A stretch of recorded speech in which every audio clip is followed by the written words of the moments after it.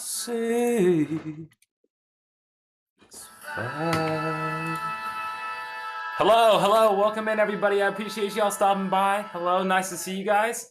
Thank you guys for coming. I'm just firing up the stream. Hopefully you can hear the music in the background. Last time I was playing music and it wasn't able to be heard. But here I am. My name's Andy Zoo. If you guys haven't caught us here before, I'm live usually Monday through Thursday between 9 to 11, and I'm here to talk about personal finance, real estate, stocks, cryptocurrency, anything you want. I try to break it down with kind of maybe a contrarian perspective to some of the other guys who are out here on TikTok and gals, right? Who are on TikTok and YouTube who always just say, buy a certain stock, buy this, buy that. I want you guys to understand, you know, approach it from the viewpoint of investing for the long term, right? Because that's the important thing, right? Is making money for the long term, not just trying to get rich absolutely 100% tomorrow. So thank you guys for stopping by. Welcome in. Here to answer any questions you all may have. There's been something, I guess, markets have been kind of wild for the last week or so. So for those of you who are on top of it, monitoring the stock market every day, today we had a pretty big sell-off in a lot of stocks, including mostly in the tech sector, right? And that's because since last week, we had the Johnson & Johnson vaccine that was announced that's going to be coming out, right? And there are already 4 million vaccines from Johnson & Johnson are going to be distributed this week. People are starting to think, when I talk about meme, you lose you. Leonard Williams, 18. Is that lose you as in you don't understand? Or you're just completely disinterested? Because I think that's part of the importance of the future, right? Of where we're going. The reason why I talk about these memes and the meme stocks so much is because, and kind of getting back to where I was saying for why the tech stocks are currently selling off. Investor sentiment and the whole idea don't understand. So let's talk about Leonard Williams. The whole thoughts on Buzz. I still don't have enough information for you on Buzz. M said Noha, but I'm trying to learn more about it so I can give you a more informed opinion. Investor sentiment and what the collective people believe is almost just as important as the actual fundamental financial evaluations behind a company. And the earlier you understand it, the easier it will be for you to deal with the fact that sometimes things are crazy and upside down. Living 5X life, we'll talk about XRP later. But that's kind of the fundamentals of the meme energy, right, behind stocks. Because guess what? Until February, right? These meme stocks and meme energy and all this kind of stuff was not something anybody talked about. Then GameStop blew it wide open, and now you have the ability and people kind of realizing their collective ability to band together and push a certain stock. That's what it's been about, right? Look about CCIV before the merger was announced. Chico Dusty. Yeah, absolutely. I've been talking about that here for a while. So after that kind of breaking point in mentality, people have started to realize, hey, we can push the stocks the same way that these hedge funds and these other analysts have for years and years and years. Because guess what? When Jim Cramer, and if you guys don't know who Jim Cramer is, he's one of the biggest stock analysts who gets on TV and has a show on CNBC. When Jim Cramer says, you should go buy something or you should do XYZ, he's literally doing what the meme guys on Reddit are doing. But he's been doing that for years and years on television. Just because he sits behind a TV screen and has a studio production behind him, all of a sudden he's legitimate? No, what he's doing is also memeing you. It's just in a different kind of quote unquote more professional format, right? It's when people value anything in this world, stocks, real estate, cryptocurrency, anything. It has value because other people assign it value. Period. End stop. That is it. That is why things like NFTs right now, right? If you look up non-fungible token, Google non-fungible token, essentially it's just digital collectibles built off the same blockchain technology that powers cryptocurrency. And that they literally sell these things for millions of dollars. Why? It's literally just digital bytes of data, right? It's not quote unquote anything, but it has value because other people assign it value. So meme stocks and this meme energy is just kind of a way for regular individual people who don't necessarily have that collective voice to band together and do something. So I think there's a lot of power in meme stocks and in just understanding that everything, whether it's comes from the institutional level or it comes from the ground up, is kind of a meme. That's why kind of my catchphrase of this channel is that money is a meme, right? It's Air Kathy Lucky Charm. Yeah, money is a meme. I talk about money is a meme all the time because it is. What is a meme? A meme is an idea transmitted throughout society that takes on something more than itself. What is money? Right? Memes are not just, funny pictures with a guy having a funny facial expression, right? A meme is an idea that takes on something more than itself. What is money if not a meme? It is a piece of green paper or just like an agreement from the government to give you something. What is it? It doesn't mean anything. It only means stuff because we think it means stuff. And that is everything. That being said, I don't think that just because we all realize, oh, this stuff is all crazy and meaningless, that it's going to fall apart tomorrow. No, we're also human beings and we like comfort and we like keeping things the same way they've always been. And it's hard to break out of that mindset. But that's what Leonard, money is a meme, kind of is the general whole idea. Everything is kind of fake. But we study it because as long as other people believe it, then it will mean something, right? Even if it's arbitrarily fake to start with, if other people still believe it, we have to treat it as something real. It makes people very happy. Is that why Dave Portnoy gets away with promoting stocks? Yes. So Dave Portnoy is kind of this big meme trader. He was the founder of Barstool Sports, and now he's trying to launch this Buzz ETF that people have been talking about, trying to track meme stocks. I don't know enough about Buzz to make any recommendations of what, or even any sort of basic analysis on what I think. Just my initial opinions on something like Buzz is that if I want to be trading in meme or momentum stocks in stock picking, I'd rather pick them myself and be on the front end. I kind of have a hard time seeing that an index to these meme internet topics would be doing very well, because there's going to be super high highs and super big busts, and you're not really going to have the advantage of being able to sell out early or get in early, right? I feel like it's always going to be a lagging indicator. And kind of what I've been trying to project to you guys here is because we have a very different set of people in this chat, right? And who come to watch these videos. There's a group of people who are brand new to investing, and then there are the people who have been reading Wall Street Bets for years, and then they're trying to, figure out the next big play. We have a different group of people. And so for this beginners, I want people to be investing and not worried about losing money. But for people who get a taste of the stock market and all of a sudden, oh, I want to be rich tomorrow, I want to remind you that it's also very easy to lose money, especially in these meme stocks, because if you're not first on the uptrend, you're often going to get bit pretty hard. Atomaya, CCIV, Chico Dusty. Hey, Chico Dusty, thank you. CCIV now long-term hold, should have sold the day of the merger announcement. This is kind of my analysis. So, guess what? I uploaded an analysis of this to my YouTube channel. If you go to my profile, at Gen Z Rebuilds, it's about at the 40-minute mark. I'm going to put in timestamps. And literally, I called it, what is the problem with CCIV? I literally explained this whole issue with CCIV for maybe 15 minutes last night. So I don't want to explain the whole thing again. Go check out my video. I'm going to try to put timestamps in there later so you can have an exact breakdown. Essentially, it was overvalued. And what happened was a differing valuation came out. And what you have to realize is that when you're investing in SPACs, SPAC, Special Purpose Acquisition Companies, which CCIV was, right? A Special Purpose Acquisition Company being a blank check company. Chico Desi, check it out. Appreciate it, Chico. Yeah, it's the CCIV discussion about 40 minutes. About 40 minutes in the video. It was an hour and a half. It's a long video. Essentially, a SPAC, Special Purpose Acquisition Company, giant bag of money, wants to buy a private company and take that company public. That's what it was doing. But a deal is not a deal until a deal is a deal. I'll say that every single day, and I'll say it to the end of the time.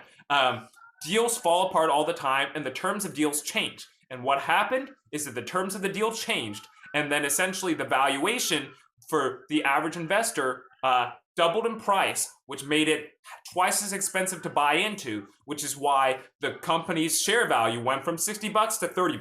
And now it's trading below $30 because people are now losing the momentum energy. And this is something that I'm trying to caution people so much in saying that when you hear about a stock on the internet, when you hear about a stock from people on TikTok, on YouTube, right? Idiots on the internet. This is what I call myself every single day, an idiot on the internet. Because we all are. You don't know who I am, right? Like, I try to tell you and I try to share with it, but at the end of the day, I could be lying about everything that I'm saying, right? And so could everybody else, right? So when you hear about stuff from idiots on the internet, first, it's probably too late for you to make a huge amount of money, right? It might be too late already. The second thing is, you don't know if I have a specific agenda for pushing a certain stock. So when a lot of these meme momentum plays can translate into pumps and dumps simply because of the momentum that's pushing something up. Now, usually for something like on Wall Street Bets, these momentum plays will often have a fundamental reason for people to get behind it. For example, what was happening with GameStop, right? In late January, late January, what was happening with GameStop? People were like, oh, there's 140% short interest. That's crazy. I want to hurt the hedge funds. Great. So that's a fundamental thesis. But guess what? Me and you don't make our decisions a lot of the time based off of rationality. A lot of the time, we make our decisions based off of emotions. That's just what happens because we're human beings. So you have this fundamental reason behind it, but really people in GameStop were getting in because of emotions. And specifically, they see everybody else making a lot of money and the price shooting up, and they're like, I want to make that money. That's the fear of missing out. That's the momentum play. So if you are early on it, if you had GameStop when it was $10 a share and it went to $300 a share, you did really well. But if you're buying in GameStop at $150 a share and it goes to $300 a share, you're only doubling your money barely, right? As opposed to getting in at 10, going to 300, you're 30xing your money. So the person who is in first in these meme momentum plays always is going to have a way better reward than people who are later. So if you want to be in them, you have to be early.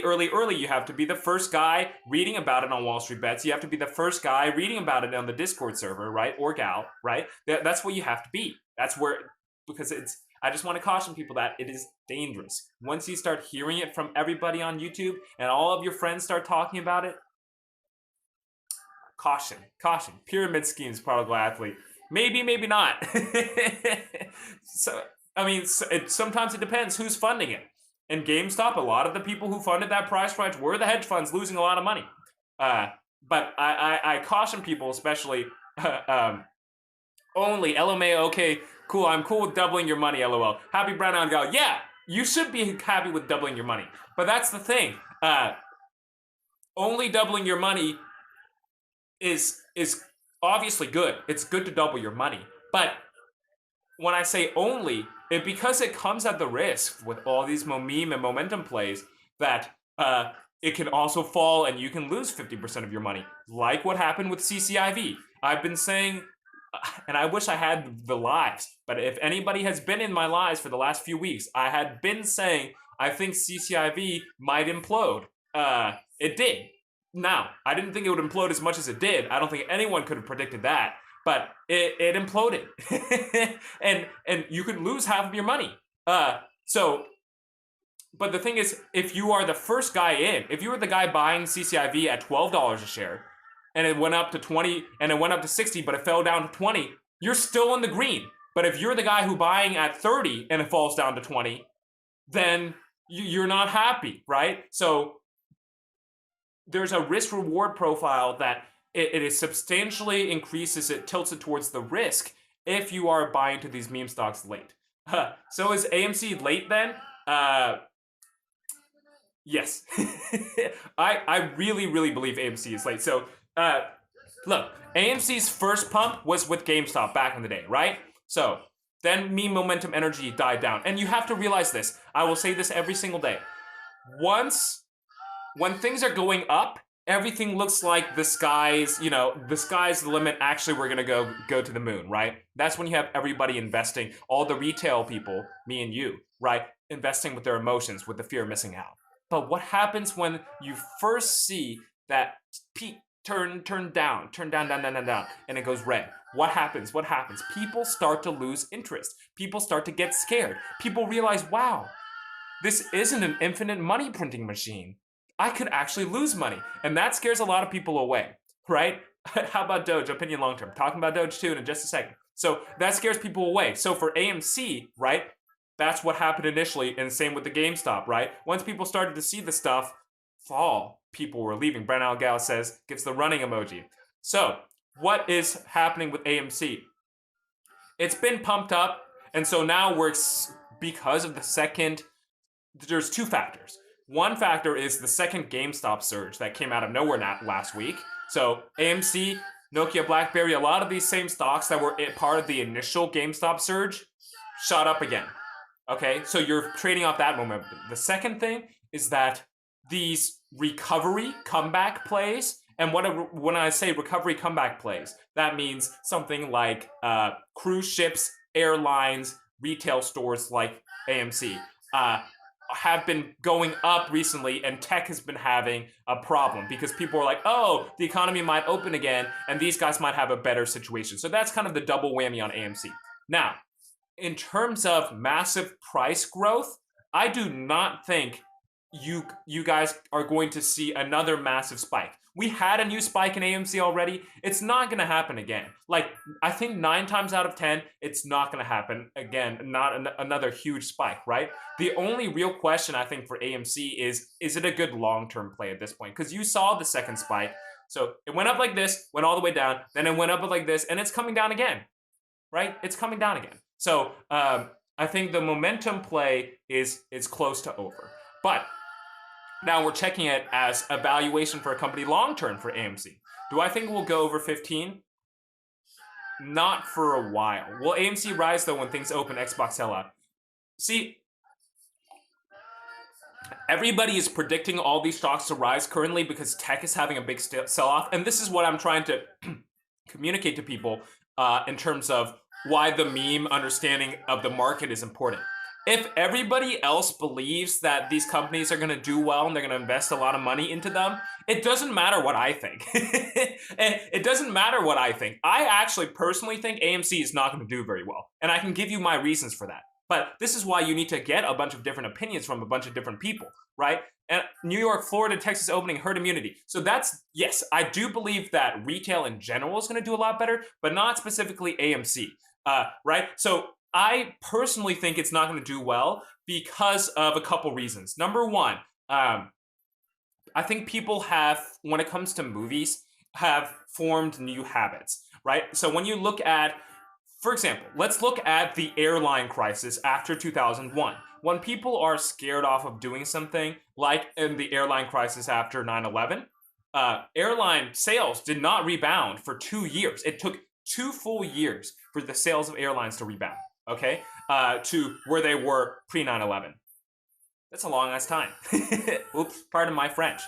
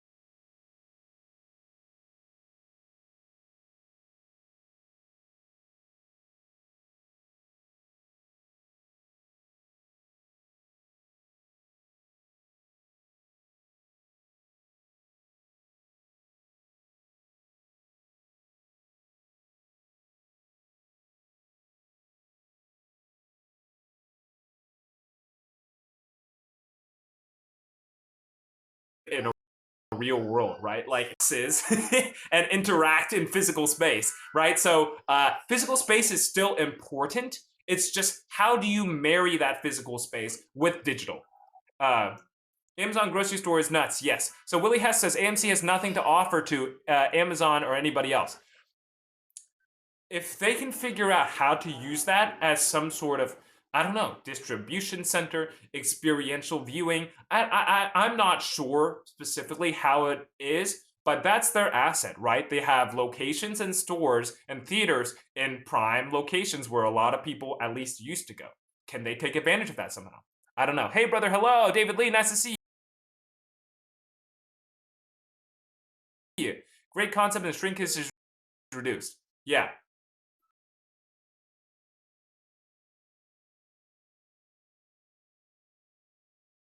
I believe everything is about the shorts putting against AMC. The play activity on them right now, but the short activity has been greatly reduced across the board. And I couldn't tell you, quote, off the top of my head, what the short interests are for those two companies. But I have read several reports that across the board, people are a lot more wary of shorting a company now because people might take it up. It's about to turn the table.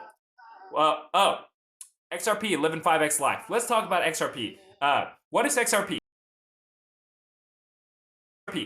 Type of crypto. Essentially, it was the number 3 cryptocurrency for the longest time. And what it was trying to do is work on remittances. And what remittances are is essentially sending money back and forth between countries and cross-border, very quick and easy money payment, right? Because what if you used to work overseas and send money back home? What did you used to have to do? You used to have to Western Union or MoneyGram that stuff, and they took, like 25% of your money, and it was ridiculous, and that's a lot of your money. So Ripple's trying to do that for very cheap. So Ripple had been the number 3 cryptocurrency by market cap for the longest time, until essentially this past year. What happened is that they have been under investigation by the SEC for a while now, and potentially calling Ripple a security. And this is why I think that I would advise people to stay away from Ripple for right now. Look, if Ripple came out of this lawsuit and won, it's a very different story. Then we can start making analyses and really fundamentally analyzing it for the long term. But I don't even think it's worth doing that. I think XRP is so dangerous for anyone to hold their money, because if they get whacked by this lawsuit and they lose, they're going to lose a lot of cash, y'all. The price of Ripple is going to tank. And Mountain Man transferred money into stock account, bought nothing, managing FOMO very well. Good for you.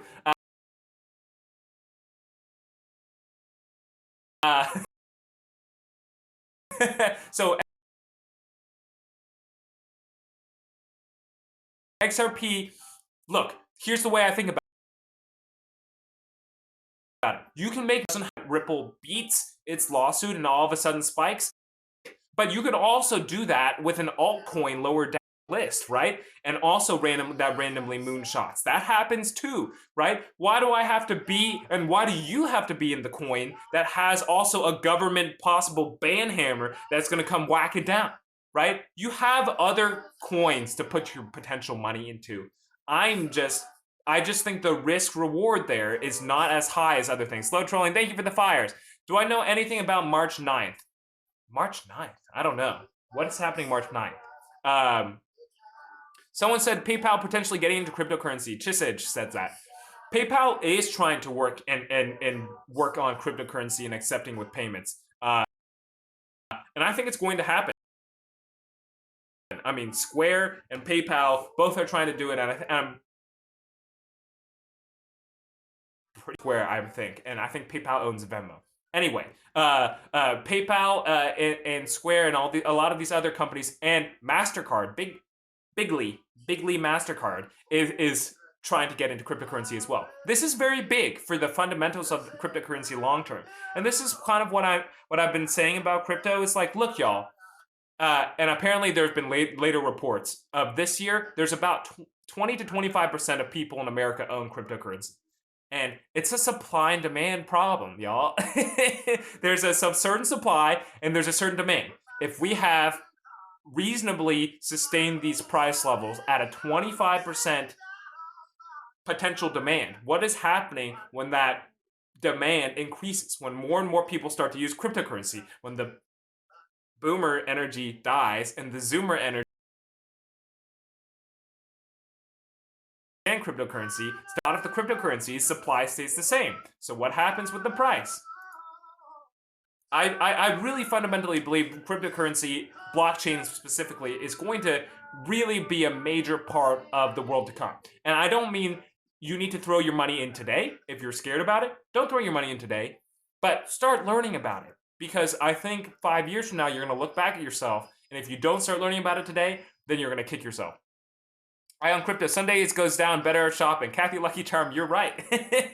A lot of times it's Sunday in the middle of the night. Every weekend in the middle of the night. My hypothesis, and I don't know if this is true, is that by a lot of, and this is the danger with Bitcoin, is that it is not regulated. And so if you have a group of people all of a sudden decide to sell all their coins at once, they introduce a lot more supply, price goes down, right? Which is what happened 2 weeks ago when we had that big, beginning of this cryptocurrency price decline, and where we're now in this stagnant kind of flat market. You had a group of miners, Bitcoin miners out of China called F2 pool, and you guys can look up online who are the biggest cryptocurrency pools. They dumped like literally night. I have a hypothesis that, and I think it may or may not be correct, because I don't know, it's what I would do if I were them, right? And I had the ability to do so. A lot of times they dump it in the middle of the night when, everyone in America is asleep. And they can dump it, take their profits, and then buy the dip, and then Americans wake up, because if it's at like 2 or 3 a.m., most people in America are asleep, and then they can buy the dip and wait for the Americans wake up, and they're going to make their prices back when it goes back up again. Hypothesis. But I think that's part of the reason why they did that in the middle of the night. March 9th expires the early lockdown. Historically, March is blood red for the stock market is what I was told. Is this true? Early lockdown, South Sister, I'm not sure what that means, expires the early lockdown. And for blood red, so I actually Googled this because I was curious about this. So apparently March is not the worst month. Like if you go Google March is the worst month for the stock market, it's actually apparently September, and like March does okay. So I'm not sure where people are saying that, because I heard that a bunch too, and then I Googled it, and I read like 5 or 6 sources. I'm like, there's got to be one that says March is the worst month. They're saying, no, usually if you invest in March, you end up even or ahead over the long run. And, I don't put too much stock into whether or not over the last 100 years investing in March has been good or not. It's not something I put a lot of stock into. Hi, Andy, Party Mama, hello. Cash out when it's up 20%, Kathy Lucky Charm. Yeah, that's a good plan. Being all over the board, but Sundial Growers, March 17th, Q4 profits, Chisage. It's your birthday, Aisha222. Good, happy birthday. Won 298 million in Powerball. What should I do? Don't talk to me. It doesn't matter what you do. If you won the 300 million in Powerball, it doesn't matter. As long as you invest half of it, you will be stacked for millions of lifetimes, right? So anyway, somebody was saying, what was it? Sundial. I can talk about Sundial soon. Tesla going to 500 per share. I don't know. We're seeing a major sell-off in tech, and I think it will continue to happen over the next few days because people all of a sudden are into the recovery plays. People are into these old retail stores that are struggling. I think will continue to struggle, but all of a sudden people have flipped their mind and they've decided that they're all of a sudden going to do really well. I think they're jumping the gun, right? Because it's not like the earnings of these companies have changed between today and yesterday. When a recovery play goes up 5%, when a cruise line or an airline goes up 5 or 10%, they've not increased their earnings by 10% between today and yesterday. So I think a lot of it is jumping the gun, but that's what the stock market is anyway. You just have to feel, and the thing is that's dangerous. It's like we don't know how far ahead people are thinking. Are we thinking 2 or 3 years from now? Maybe I can justify it. Are we thinking a month from now, definitely cannot justify it. That's the danger of the stock market. It's hard to understand. Got into Sundial at 80.30 cents. Mazzino, so why? Hello! Make good money on Sundial. Love it. I hope it goes up again. So, for those of you who got in early on Sundial, you guys obviously made a lot of money, right? I'm going to look at the Sundial chart right now. So, Sundial was, what is it? Say it with me. The meme play. It was part of the second wave, second generation of meme stocks when it went into marijuana and EV the week and a half essentially after GameStop did. So, it pumped as high as $3 and now is trading about $1.30 or something, but has been on the general decline for a while. So, what is the potential of Sundial? Look, the thing is with Sundial, guys, is that I personally believe there are better cannabis companies to invest in. Right? If you got in at 28 cents and it's $1.30, it really doesn't matter. You bought in way early, and you should be very happy. So that's great, right? I'm glad for you. But I think a lot of the momentum off of Sundial is gone, and I don't think you're going to see a major pump again. I think people have moved on to other meme stocks like Rocket Mortgage. People moved on, right? So if you're in it, only to make money, and you don't believe in this company for the long run, take your profits. I would take your profits now. But if you believe in it in the long run, if you like have done your research and you understand Sundial's competitive edge over the other Canadian markets, because Sundial's in Canada, right? If you understand their edge over the other Canadian marijuana growers, like an Afri or Tilray, right, who are in Canada, and you believe that they're going to succeed, right? Then go for it, right? Hold it long term. I'm not sure where it's going to go long term. I just, from my initial cursory analysis, have been saying that I think Sundial is one of the weaker long-term plays. That doesn't mean that it's not going to succeed. That doesn't mean that it's not going to go up in the long run. But I do believe that it might be weaker compared to other companies because why? They've had governance issues. They were trading below $1 for the longest time. They were literally a company at risk of being delisted from the NASDAQ. And that doesn't scream, oh, this is a really secure company to me. They've often used their price bumps to raise additional equity and diluting existing shareholder shares. They've done that several times. I don't know. I'm not sold on their governance, and they obviously haven't made they're not a profitable business in Canada yet. That being said, you might have different sets of analysis than me. That's fine. I encourage you guys to be thinking different than me, but I just want to lay you out. These are some of the reasons that I'm thinking, and if you can come up with better reasons and better answers, good for you, right? That's what this is about, is promoting that analysis. What about Dogecoin? Oh no. What about Dogecoin? Look, y'all, Dogecoin is the same as these other momentum plays. Dogecoin is simply a meme, but I hear about it as a tipping coin. So yeah, people might be using Doge to tip people, but that's the thing too.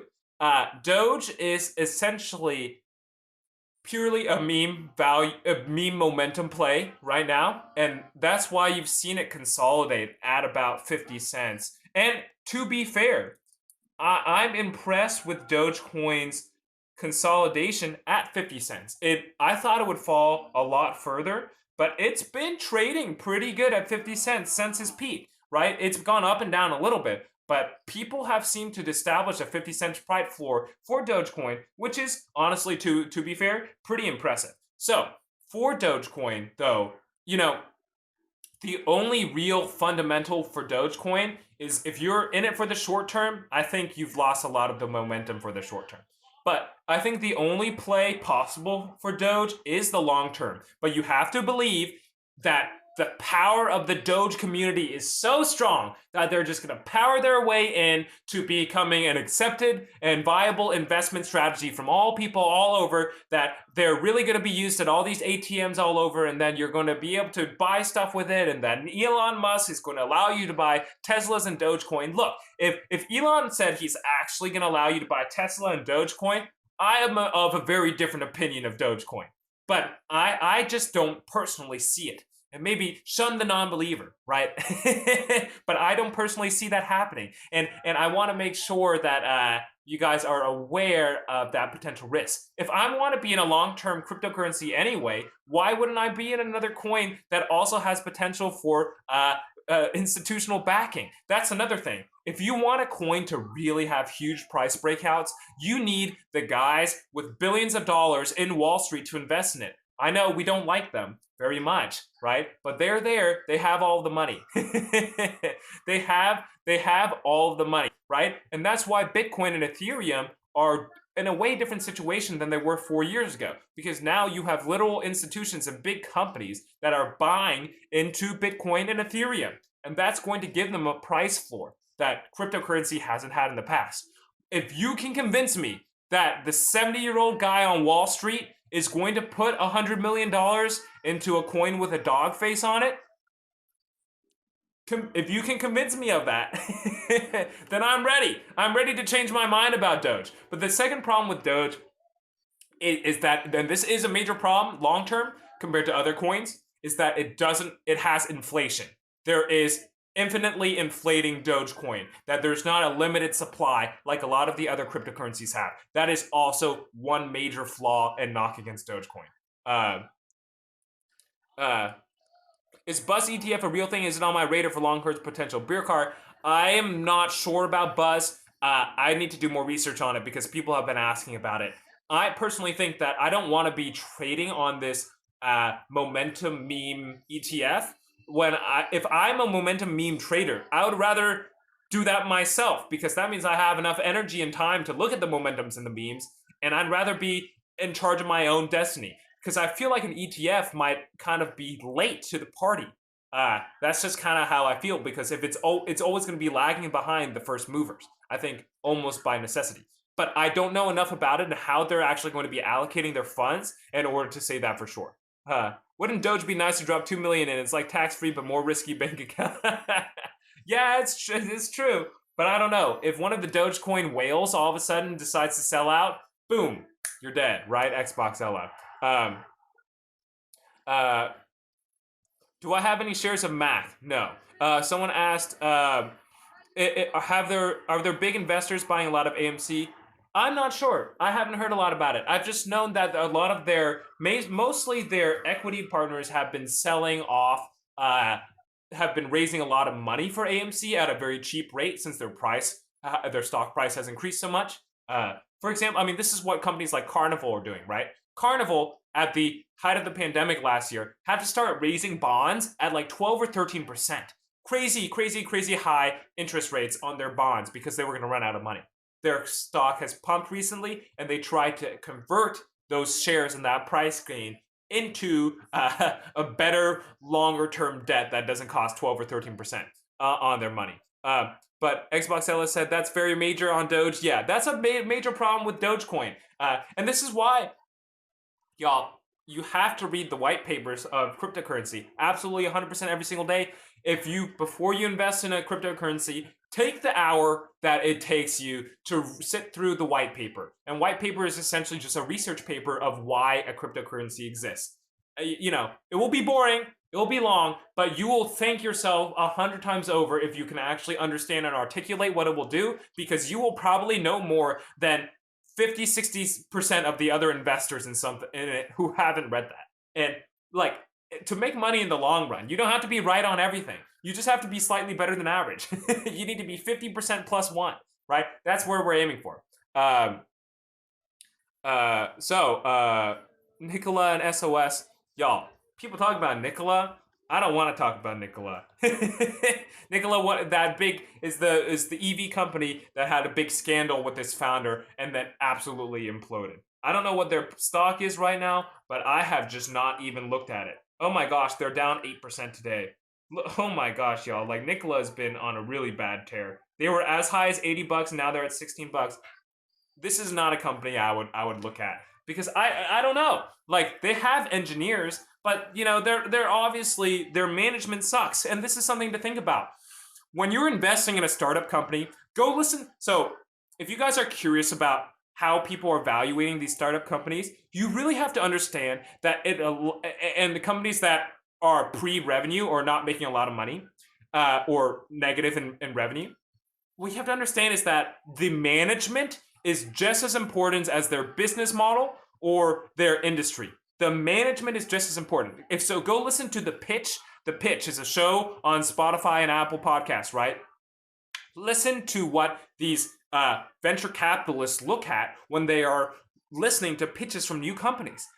All they really care about is the management and how the management is doing. Nicola, bad management. I am trying to stay away from companies as much as I can with bad management because things change a lot all the time. When you're a startup company, you never know where the world is going to be. If Corona is going to happen, again, if another black swan event like Corona happens, and you don't have good management that's able to pivot and take control of these new things and they're going to fall apart, or they're a psycho like the guy who was at Nicola or Adam Newman at WeWork.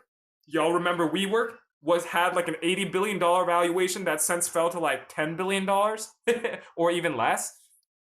If you have a psycho at the helm, eventually it's going to crash and burn.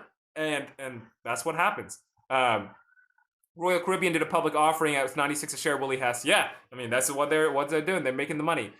Do I use Open Insider to verify stock purchases from CEO owners of a company? No, I have not been. So that's an interesting point. I will look more into that. Look at Neo, it got hammered again. Oh no. Neo plug. See, Papacito. Ruby, nice to see you, my friend. Let's talk about, so Tesla, Neo, Plug, everybody, all the EVs sold off massively today, right? There's a major rout in tech companies. And again, as I said, it looks like people might be transitioning to the next big play as the recovery stocks. I personally think so what may be happening is that the tech stocks were overpriced, which they probably were, right? They were trading a little bit too high because people were like, recovery stocks will never happen. What happens now?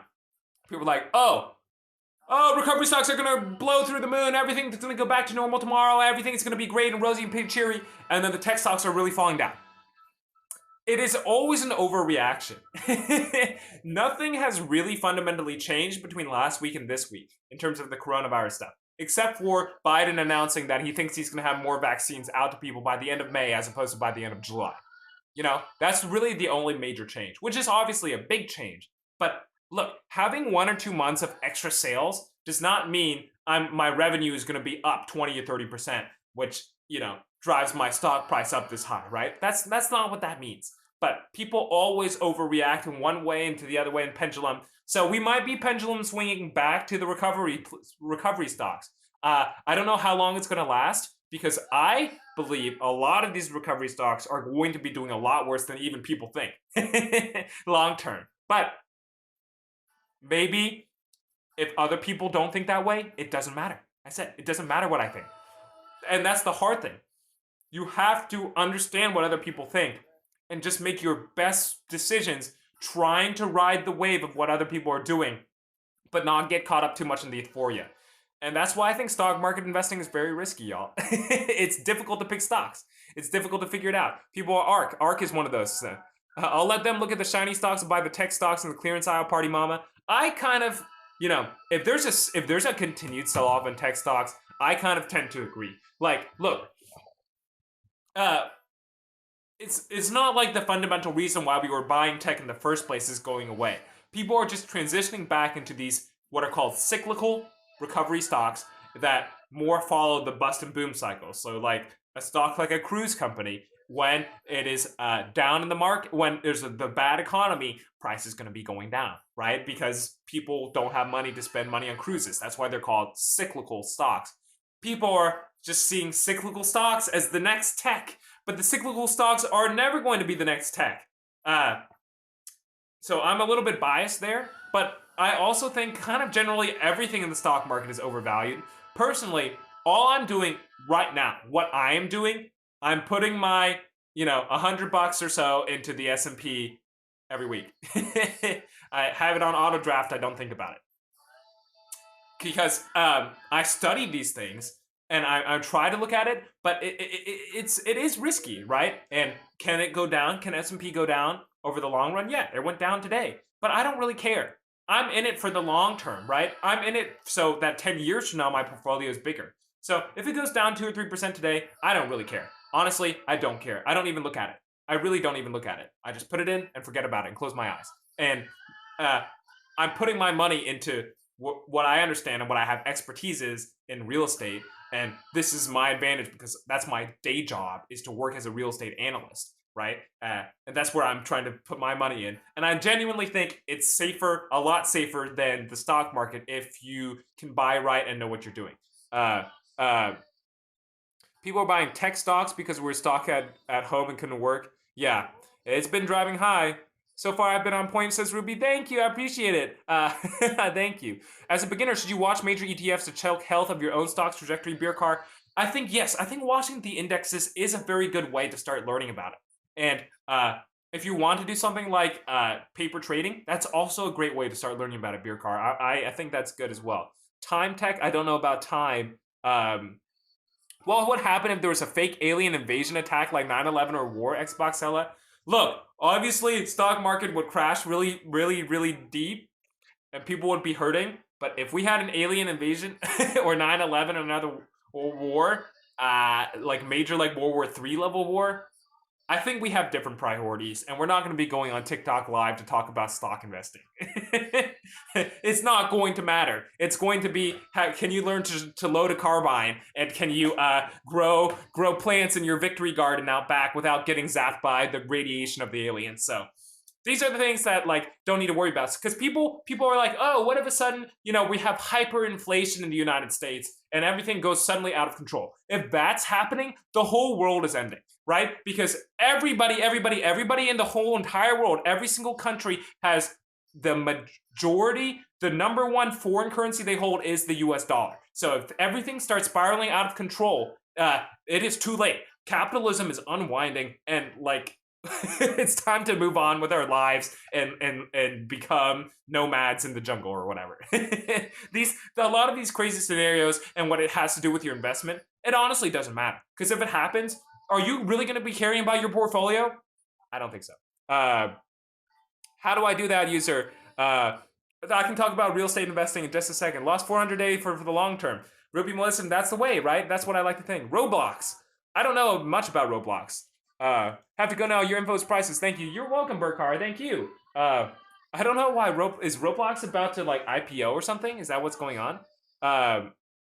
Any info on Ripple, Chantel? Yes, I was just talking about Ripple. I wouldn't recommend it, y'all. Like, if you're trying to invest in a cryptocurrency, don't pick one with an SEC investigation against it. And that's kind of my, in a very short brief, what I think about it. They can't make RVs fast enough. They're making 10,000 a week. There's over. Yo, yo, yo, says Mike Cool. Hello. We are in a recession, says Ms. Mamamo. Yes, we are in a recession. Thank you for your info. Be back another time. Jay Shrekky. I appreciate you. Thank you, my friend. Make boats, pontoons is crazy, Willie Hess. That's funny. That's that people are buying all those things. Roblox is going to IPO later this year. Oh my gosh. That's fun. Do kids still play Roblox? So look, kids. I'm 23, so I am kid. I am kid. I played Minecraft a lot back in the day, but I never played Roblox. So that's interesting to me. I'd have to look at it. I bet that thing pops the first day of its IPO. I would bet like probably $1,000 that thing skyrockets first day of IPO, because every single IPO these days, especially in a tech kind of meme stock like I think Roblox would be, I think it would. I bet it would pop. I honestly would put $1,000 on it right now. Hey buddy, Curtis Lane, nice to see you, my friend. It says XLM stagnating. Slow trolling says XLM to the rockets. Look, I have money in XLM. It's been very stagnant. It's been trading 40 to 43 cents for a long time. I was in at 465. I have a pretty large position in at 465. I believe in XLM for the long term. I believe in their fundamentals. I believe in their founder. I believe in the people they're bringing on. They're stealing a lot of potential clients, or at least interest from Ripple. Ripple's losing interest. I believe XLM is in a strong position to take over. It's just not it's not a cryptocurrency that's very sexy, so a lot of people aren't talking about it. I think once more people talk about it, it's going to be up. It's something like I think of too for the basic attention token for Brave. Brave is a browser that essentially helps you with privacy and removes a bunch of ads and allows you to essentially get So it shows you ads from their providers, but it literally allows you to make a cut of the money that they would make on the ads by rewarding you with BAT, a basic attention token. I think that's an incredibly smart business model. No one's talking about it, and even though they have 25 million monthly active users. Sometimes these things that are a little bit more stable aren't as sexy and don't get pumped as much. That's part of the game, right? That's part of the game. Do I think the stock market's going to go up and recuperate, says Ruby? Over the long term, yes. I think, and I've been saying, I think we're going to be trading sideways because tech going down and recovery going up. I think we're going to be trading sideways overall in the stock market for a little while until we reach a new paradigm, until people start to calm down and be like, oh, Federal Reserve is going to keep interest rates low for 2 or 3 more years. Don't worry. Because everyone's like, inflation, inflation, inflation. Y'all, inflation is as fake as everything else is. I think we'll be okay. 3-year-old plays it every day. Roblox, that's funny. March 10th is the estimated IPO for Roblox. That's interesting. I'm going to be picking up on that. March 10th for Roblox IPO? That's crazy. You've invested in yourself early in life, says Miss Mom. Well, thank you. Thank you. That's what I encourage everybody else to do too. Like, people are like, if you had $100, what would you do right now? It's like, what should I invest in? I said, buy some books. Take some important people and successful business people out to lunch in non-COVID times, or if you live in Texas, I guess right now. So, investing in your own money-making potential is going to make you a lot more money than investing any single $100, right? Do I think Dogecoin will shoot up again? User, I am sure of it. 258, user 258, I am sure Dogecoin will shoot up again at some point and have a big momentum swing. But I think a lot of the meme energy has died. Like, the initial boost from Elon and tweeting about it every day, Elon still tweets about it every now and then. You're not seeing that same boost anymore. I think there's a lot of retail investor interest that's moved on. And that's what happens with these meme stocks and meme coins, especially. So it will shoot up again at some point, almost absolutely, because it's a very volatile cryptocurrency. But I just think something... You can have your money in Doge, or you can have your money in something else. The question is not, can I make money in Doge? You probably can over the long term. You probably can make money in Doge when it shoots up one day randomly. If you know how to take your profits and you're monitoring it, right? And you're there every day and you can sell that thing. You're not in school. You're not dealing with a family. You're not dealing with a job, right? And you can monitor it all day long. You can make money in it, absolutely. But so you can make money in a lot of things. That's why there's a lot of things to invest in, right? So I just, as strongly as, and without telling you what to do, I try to, in as many words, recommend people to avoid Dogecoin. Use Brave for everything, Curtis Lane. Yes, I am using Brave for everything as well. What apps do I recommend on trading stocks and crypto? And so I know I'm kind of behind on these comments, y'all, but I'm trying to do this thing where I can freeze this text here, and now I can actually read and go through them all and take my time and go through it. Mike Cool, I'm using SoFi for my stocks. And also I have money in Fidelity and Vanguard as well, specifically in their accounts, just for their Vanguard specific index funds and Fidelity specific ETFs. Now, you can trade them on things like SoFi, but I'd just rather have it in a different portfolio. I don't know, I'm kind of weird. So I know exactly what I'm looking at when I go to each different thing. For cryptocurrency, Coinbase is the easiest way to do it.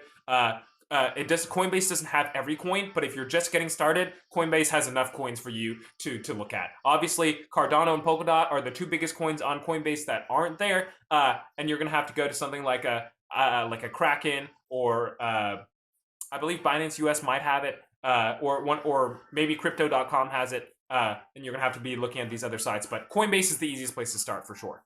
Happening with EV stocks, Imrana Chef. We're having a major sell-off in tech across the board, and EV is definitely one of the plays. Elon's trying to get some money back from the rocket failure, LOL. Yeah, what about Can? I don't know much about Can. You're having more fun than one guy should have, T-Bar-N.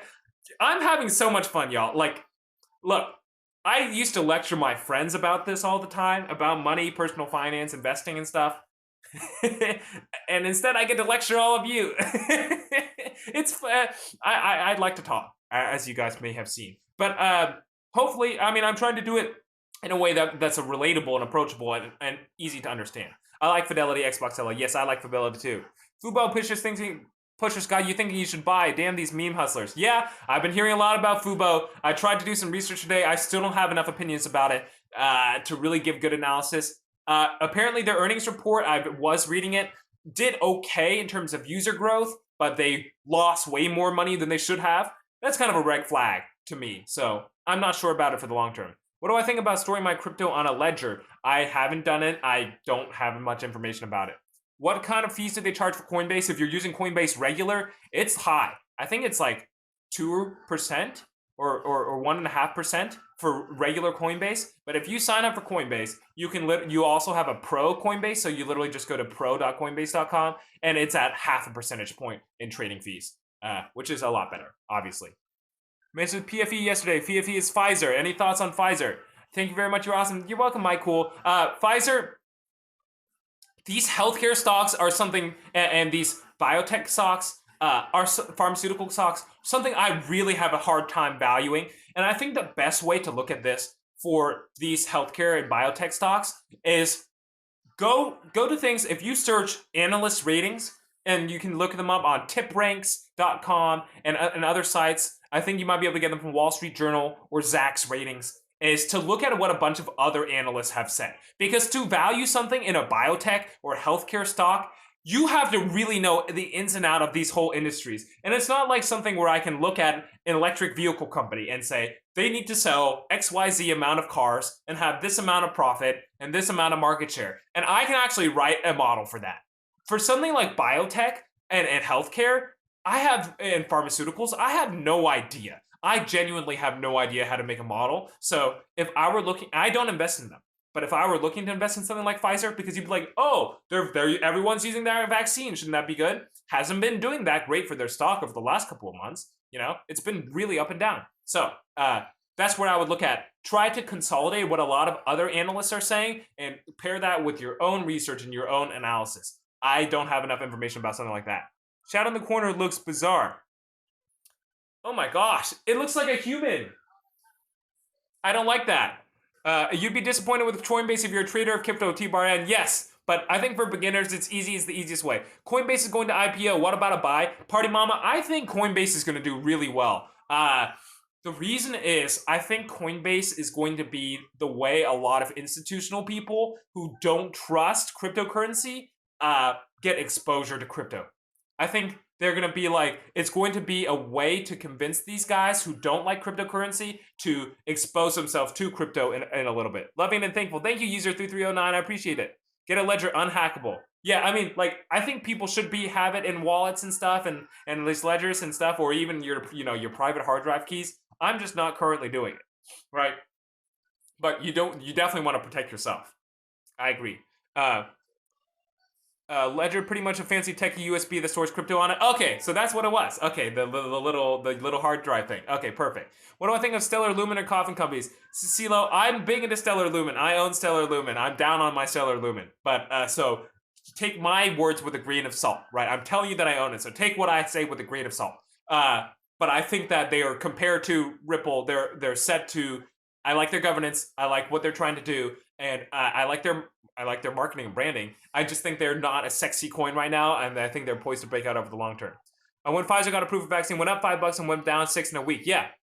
See, biotech companies and these pharmaceutical companies are hard to understand. Just Fast, hi, love you too, Just Fast. Appreciate you. Go, babe. Thank you, Just Fast. What about Pi Coin? Surf the Murphy T. Pi. Curtis Lane asked me about Pi a couple weeks ago, and I appreciate him doing that and making me do it. Look, if you've heard of Pi Coin, is what this is, guys, is if you go to the App Store, you can download and mine Pi Coin for free. Look, guys, essentially all this is that they're trying to get you to click something, and I'm pretty sure they're tracking your data somehow, because this Pi Coin is not something that's worth anything. It is not worth anything right now. No one is buying. Thanks, man. Gotta go. Be back, brother. See you later, T-Bar-N. So if you click on it every day, they'll give you free Pi Coin, but it's not worth anything. Why would you do it? They're trying to allegedly capture attention, but this is why I say read every white paper on every coin before you look into it. I was reading the white paper of Pi Coin, and I'm like, so if you go to Pi and you Google it, essentially all they're saying about Pi is that we were founded by Stanford doctorates. We were founded by Stanford doctorates. We are founded by Stanford doctorates. I'm like, yeah, but what do you do? We are founded. So that's a danger sign, red flag, when they're always like credential, credential, credential, right? A lot of smart people, or a lot of maybe not so smart people, went to very nice schools. So that's I went to Vanderbilt, a pretty decent school. A lot of not so very smart people went to Vanderbilt. So anyway, the point being said, if you read their white paper on this Pi cryptocurrency, literally, guys, it's literally just essentially like a high school senior wrote it. It's got typos. It has typos on their own website. Come on, that's bad. And essentially the entire 90% of the white paper on of it is literally reading. It's literally explaining what cryptocurrency is, and they say at the very top, we do this so that we can explain to people who are new to cryptocurrency what a cryptocurrency is. I'm like, great, but why don't you also tell me what your coin does? And then they wait for the very, very end, buried at the very bottom, and it's like 2 paragraphs. It's like, oh, we're trying to capture attention. Eventually, we're going to create an attention marketplace and whatever. I'm like, y'all, I don't know what this coin is doing. They're not going anywhere. And people are like, oh, well, the worst thing I can do is be wasting my time. It's kind of no risk to me. All I have to do is log in and click on the app, and then I get these free Pi coins, and it's just only my time. Worst case scenario. Worst case scenario, you lose your time. Your time's everything you got. You don't live for very long. We have a finite amount of days. I don't want you, and I don't want me to be wasting my time on something that I think is very, very low chance of ever having any value in. Like, your time is precious. And that's why I value you guys so much for sticking around and listening to me, right? You're literally using your life energy listening to some idiot on the internet, being me, right? So I do appreciate that and know how much I value that. Really, really, absolutely I do. But your time, return on time invested is something that people, something that people don't think about. Good grades and credentials don't always equal out to intelligence. Love it. Xbox LI. Yes. Very true. Very true. Do I have any ASTI? I do not. Talk about XL Fleet. Isha, you've been asking about that. I will write that down. XL Fleet. Thanks for researching for me. You're welcome, Curtis. Just uninstall Pi. Thanks, Surf the Murphy. Look, if you go read their white paper before, you can keep your app installed. Go read their white paper. Go read it. Go read it and see if you come to the same conclusion as I did, right? The reason I don't like to tell people do something definitively. I'm trying to explain, here are the reasons I think something. Now go and see if you can follow those same reasons and that same logic, and you don't have any other, you don't find any other evidence, then, consider what I say may be true. I could be completely wrong. Maybe they are the biggest geniuses of all time. Typos on their webpage. I doubt it. You're brilliant. We appreciate you. Thank you, user 3309. I appreciate it. Xbox LL, you're worth it. Oh, I appreciate it. Can I talk about CTRM? I have got to go, bud. Keep on, bro. T. Burton Jr. I appreciate you coming by. Let's talk about CTRM. And Mark Mart says where to start. Where to start what, Mark Mart? CTRM. So I've been talking. I've mentioned Castor Maritime. Look, I don't know enough about the goddamn shipping container industry to really understand what's going on with CTRM. But obviously, they are not doing very well, right? They pumped to 170, and now they're under $1 again. So Castor Maritime is definitely at risk of being delisted over time. If they continually trade under $1, they're definitely at risk of being delisted from the NASDAQ stock exchange. Look, CTRM pumped because of the meme momentum play, and I haven't seen any major pieces of news that come out. And in my short analysis of CTRM, I've spent maybe an hour looking at it to say, even if there's anything remotely like amazing that's going to fundamentally change the future of shipping containers, right? They're like going to add a new boat. Oh, good for you. You know, the thing is with shipping containers, it's like there is only so much disruption that can be done when I have like a shipping boat business. It's like, oh, I added a new boat. Very good, very good. I mean, obviously that's going to increase your profits, but it's not like a tech company where you're all of a sudden, you know, going to be able to send the boat like 2 times as fast. You know, that's not what's happening here. They're just a normal, old, boring company. They got picked up by the memes, and now they are falling because the memes are gone.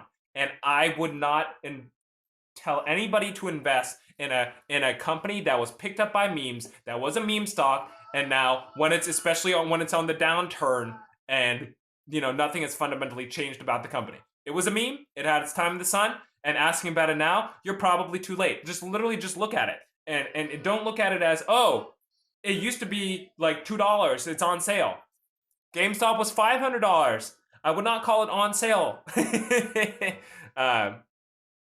Really interested invested. Just joined you. Where do I start? Oh, Mark 4. Thank you.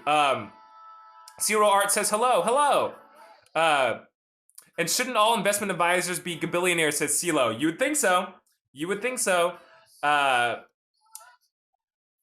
Where to start, Mark? Here's what I think of how to start, and I'm trying to make I've made some videos about it, but I want to put a full thesis on my video on YouTube. Here's where to start.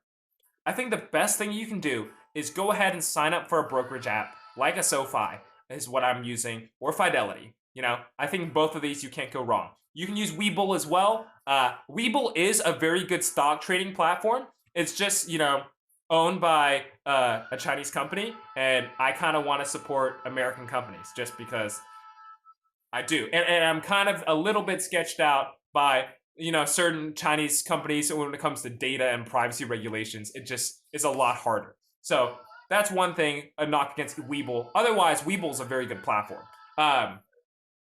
But just sign up. Go ahead and link your bank account. And I would do this immediately. Honestly, if you have $50 or $25, literally just buy the Vanguard S&P 500 for $25 or $50. This is not going to break you. Obviously, you know, $50 to you might be very different from $50 to me. But the point is not to make money off of this. The point is to just say, I started investing today, and I broke through that mental barrier that was telling me that investing is very hard, Mark. So it's just a way for you to get in.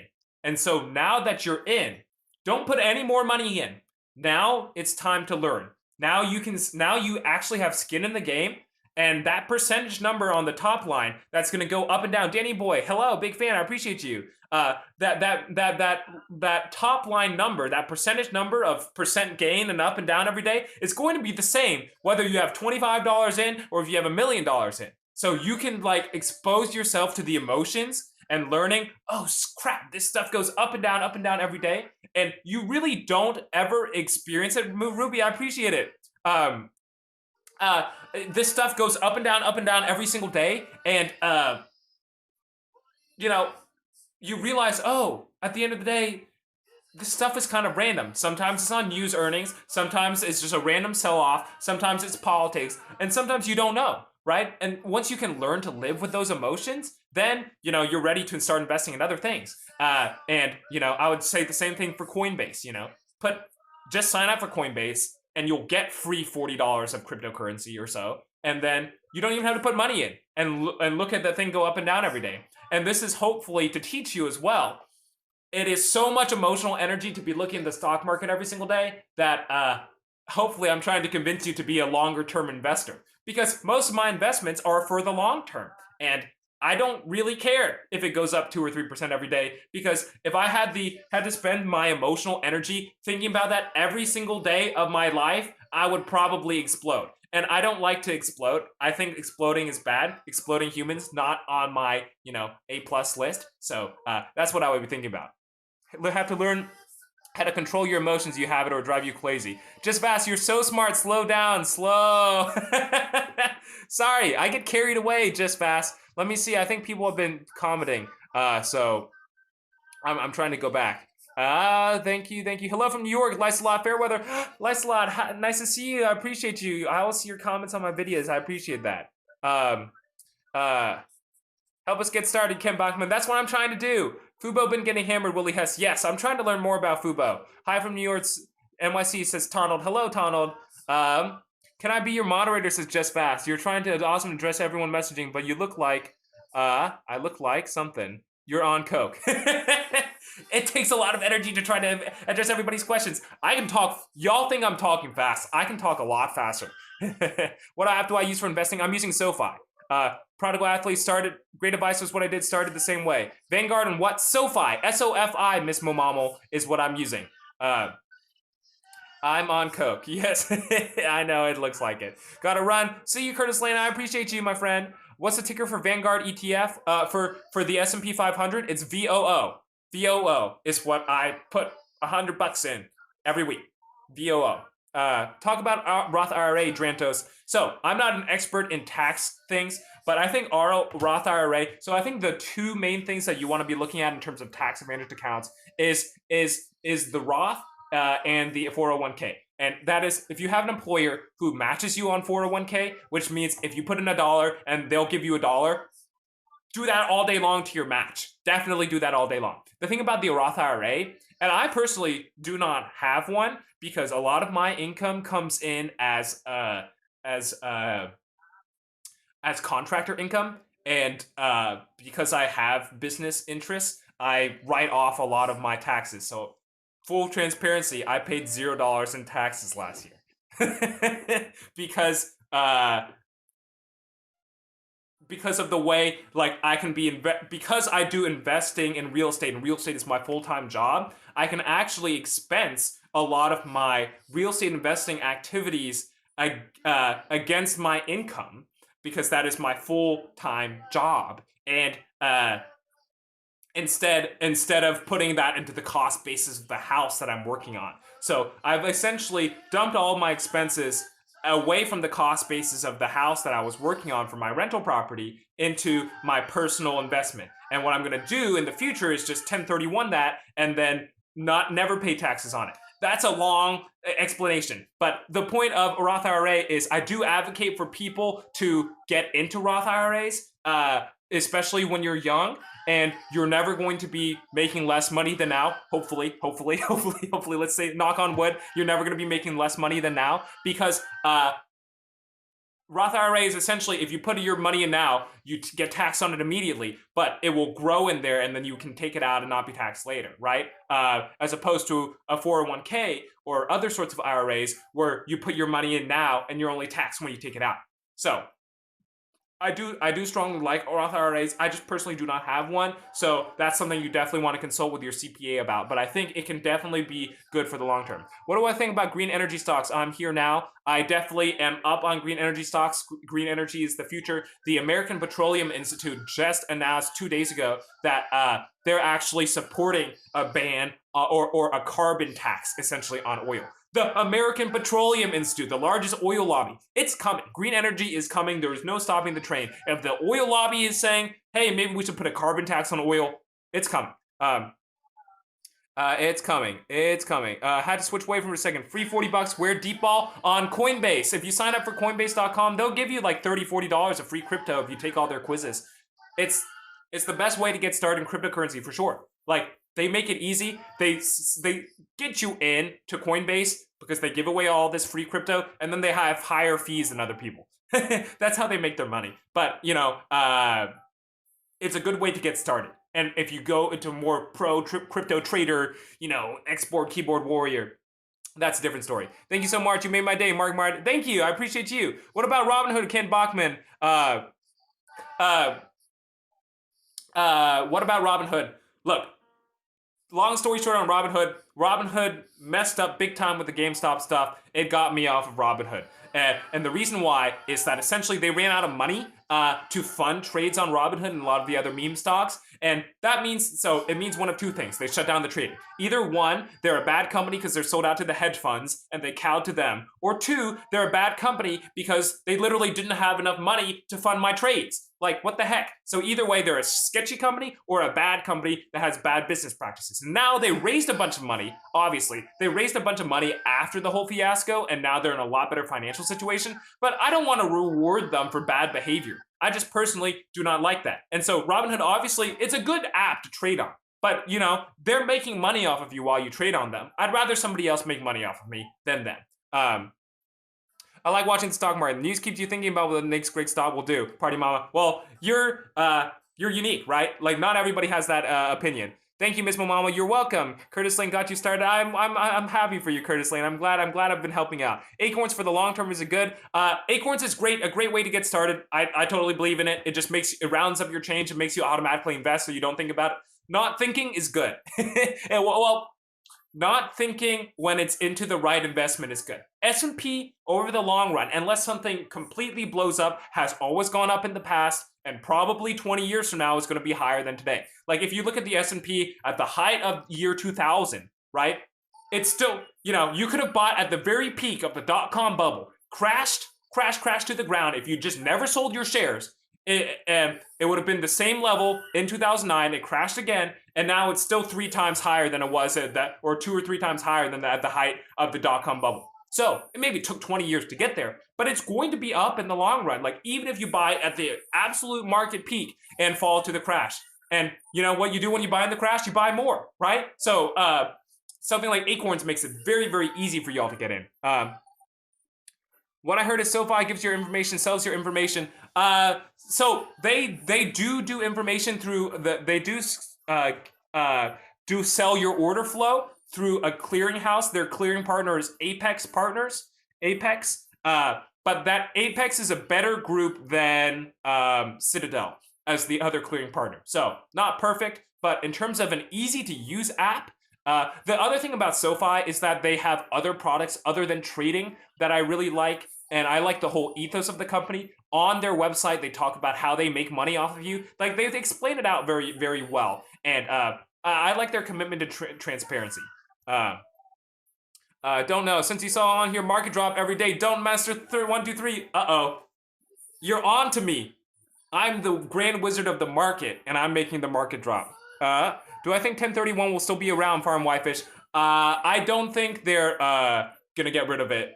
At least not in... I think they're gonna keep it for small investors, and I think what they're gonna do is cap it. Cap it at a certain property level limit, which I honestly agree with. Look, if I get to the point where I'm selling a $10 million property, do I really need to save money off taxes? No. But if I'm somebody, you know, trying to get started investing and I own one single rental house and it's like a $200,000 house, is that a good advantage for me? And do I support small-time people getting it? Yeah, I do. I do think there's pressure to get rid of it, but I doubt that they will get rid of it on the small end. Obviously, that's pure political speculation. Self-employed, great to hear about IRAs, investing so green. Appreciate you, y'all. I'm 77 messages behind. I'm trying to keep up. Nothing's ever free. If there's free, there's a catch. Willie Hess, absolutely. Deep ball, thank you. You're welcome.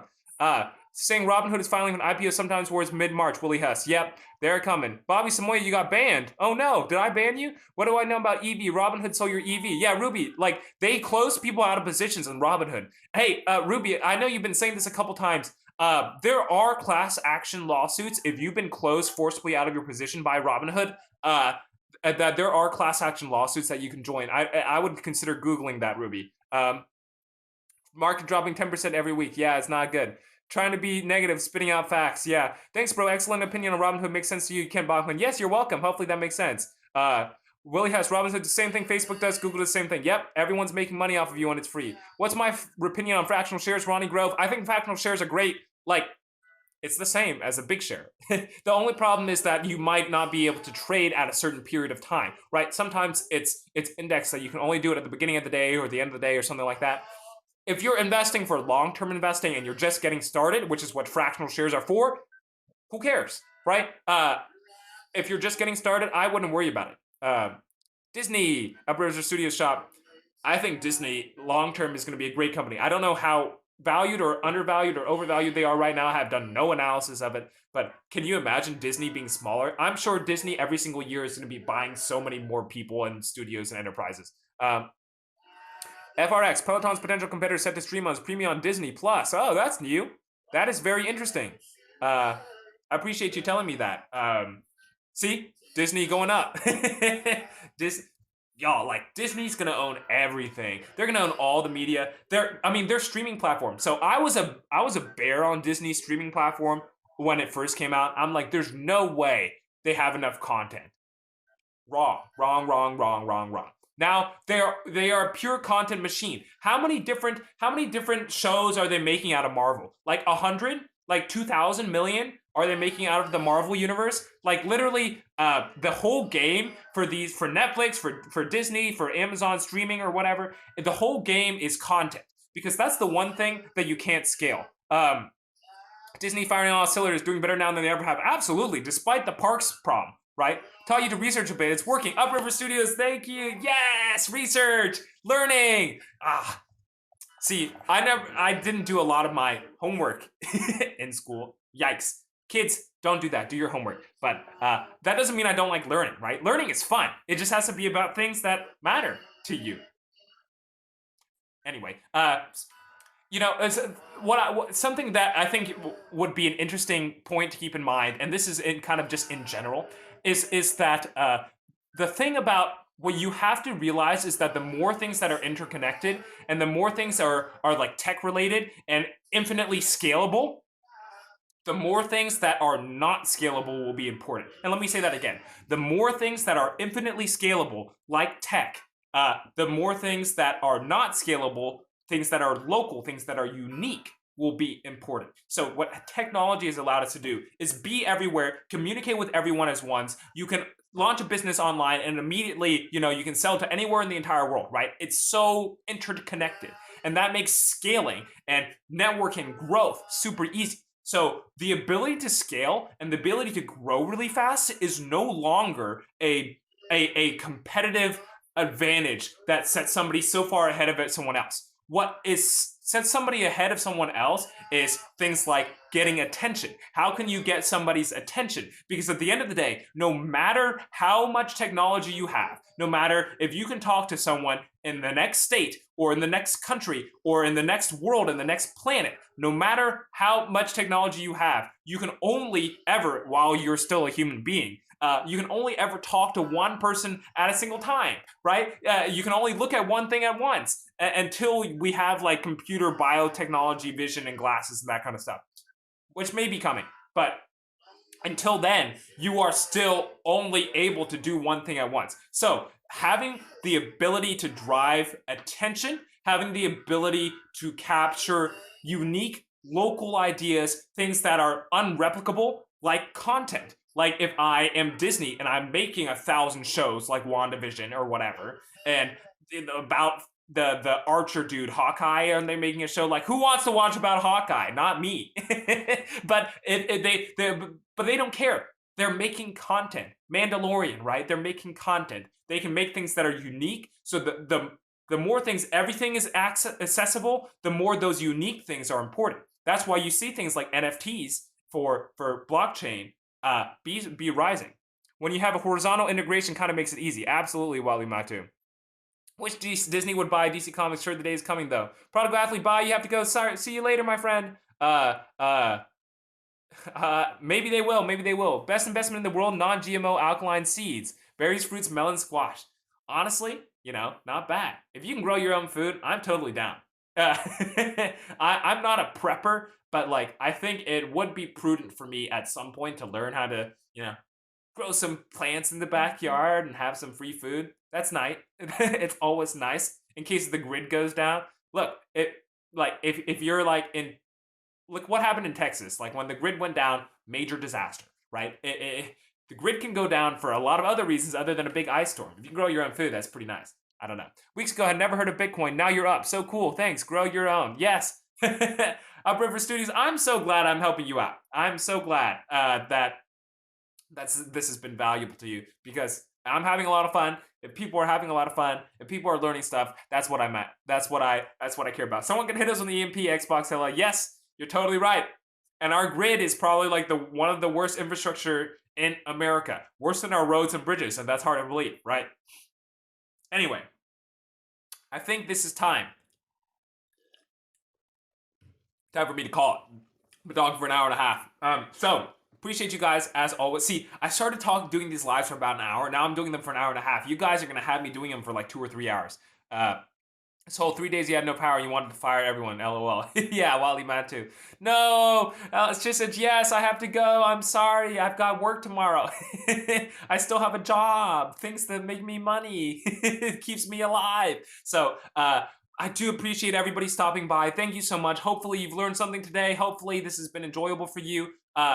If you want to see this video, I have it recorded. I missed some of the middle section because my internet on my PC was cutting out. But I'm going to be recording it to my YouTube channel. You can follow my YouTube channel through my profile and go to the YouTube link on my TikTok profile, so you can go there. If not, I will be back here tomorrow sometime between 9 to 11 Central Time. So, and I try to do that Monday, Tuesday, Wednesday, Thursday. Always informative. Thank you guys. I appreciate you all. Already watched it before you came on here, Willie Hess. Did it help? Hopefully it helped. See, I say a lot of the same things every day, which is why I'm trying to record these and then clip them out and say, go watch this, go watch this, go watch this. Gave you my first like, thank you, Willie, I appreciate it. Yeah, I only have 100 subs on my YouTube channel, so it's not like I have a lot. I'm getting started, y'all. I started this a month ago. Actually, just over a month ago now. Started it January 25th. So we're just getting started. We're getting rolling here, and I appreciate you guys. I'm always gonna remember your names for being here, for keeping me company early on. So I appreciate you guys. Thank you so much. I will talk to you